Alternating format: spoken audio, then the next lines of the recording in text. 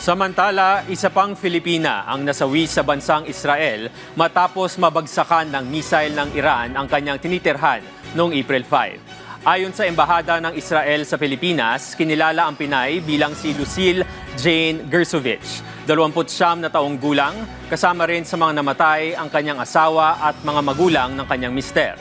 Ayon pa sa Embahada, ang nasabing pag-atake ay paalala na nagpapatuloy ng pag-atake ng bansang Iran sa mga sibilyan.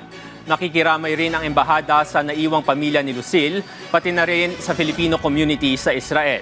Nagpaabot na rin ng pakikiramay ang Department of Foreign Affairs sa mga naiwang pamilya ng namatay na Pinay. Agad na ring nakikipag-ugnayan ng ating embahada sa Tel Aviv sa pamilya ni Lucille para sa lahat ng kinakailangan nilang tulong.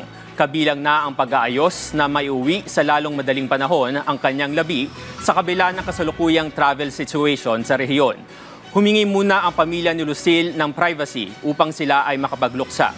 Si Lucille na ang ikalawang Pilipino na namatay dahil sa nagpapatuloy na gulo sa pagitan ng US-Israel at ng Iran.